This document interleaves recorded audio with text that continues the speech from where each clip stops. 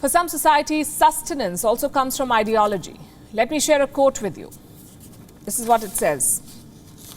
Pakistan is like Israel, an ideological state. Take out Judaism from Israel and it will fall like a house of cards. Take Islam out of Pakistan and make it a secular state, it would collapse. This is what Pakistan's former president Zia-ul Haq said in 1981. He basically implied that Pakistan and Israel were identical. Interesting idea. Pakistan and Israel also do not recognize each other. They do not have diplomatic ties. But is that about to change?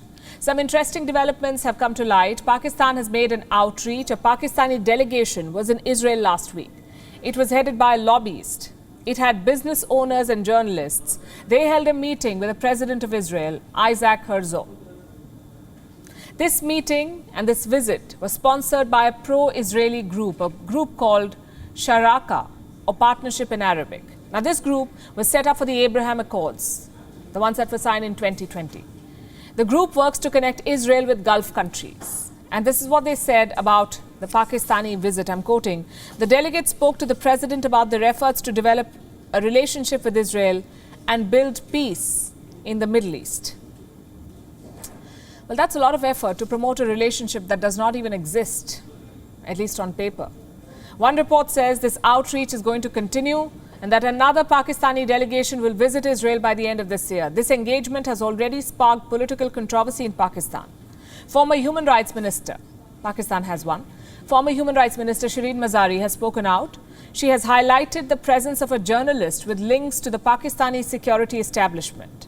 The journalist is called Ahmed Qureshi. He was part of this delegation that went to Israel.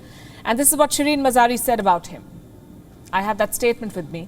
Shocking to see Ahmed Qureshi in Israel because he not only works for PTV, but is also closely linked to a state institution of sensitive nature. For over a year, he has been pushing a pro-Israeli agenda and targeted Imran Khan's independent foreign policy. This is a very serious issue and we need a formal answer from DGISPR. This is Shireen Mazari. She's talking about the Pakistani military here, DGISPR. And of course, we should take these with a pinch of salt, all of these claims. Shireen Mazari, after all, is a politician. Imran Khan and his party are trying every trick in the book to make the foreign conspiracy angle stick. That a foreign conspiracy was trying to topple his government. But Islamabad's outreach cannot be ignored. And it should be seen in the current context. Pakistan's economy is in a shambles, we know that. Just today, they announced a ban on all non-essential imports. This includes luxury items like cars, mobile phones, shoes, also basic goods like tissue paper and shampoos. A total of 21 items are banned. They cannot be imported in Pakistan anymore. You see, when you import items, any items, you pay in dollars. And that means spending your foreign reserves. Pakistan is trying to limit that, so it has banned these imports. The newly appointed foreign minister, Bilawal Bhutto Zardari, is also in New York. He met with US Secretary of State Antony Blinken. Earlier, the two leaders had spoken on the phone. Before Bilawal, the ISI Director General went to Washington, D.C., and he too held high-level meetings. So you join the dots and you see what's happening. Pakistan is attempting a reset with the US. It's also reaching out to West Asia, and the end game is clear. Pakistan needs money and a lot of it. They've also knocked on China's door. Pakistan has sought a $6 billion loan from China, another $6 billion. It's for a power project under the China-Pakistan Economic Corridor, or CPEC. But China has refused this loan. So Pakistan has been forced to look elsewhere, perhaps even Israel. The Abraham Accords have opened up economic opportunities. Israel now has diplomatic ties with the UAE, Bahrain, the Sudan and Morocco. Its trade with Arab nations increased by over 200% last year.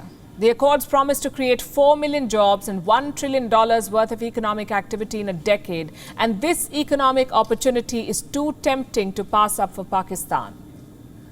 But normalizing ties with Israel is a controversial topic. The public sentiment in Pakistan is said to be anti-Israel. Israel is accused of committing atrocities against Palestinians. The Abraham Accords, in fact, had triggered many protests in Pakistan. In 2021, there was a massive rally in Karachi. More than 1 million people marched on the streets. What were they protesting? Reports of a covert trip. Apparently, an aide of Imran Khan had traveled to Tel Aviv. There were claims that Pakistan could normalize ties with Israel. And all of this led to these protests. As things turned out, diplomatic ties were not established. Imran Khan's aide even issued a public denial. He said he'd never been to Israel. He never went there to normalize ties. But this engagement, this time, is public. The visit of a Pakistani delegation to Israel is public, with neither Pakistan nor Israel trying to hide it. Photographs of the delegation-level interactions have been released officially. They've been published by the Pakistani press. Perhaps Islamabad is testing the waters again, and they have a lot to gain. Can't say the same about Israel, though. WION is now available in your country. Download the app now and get all the news on the move.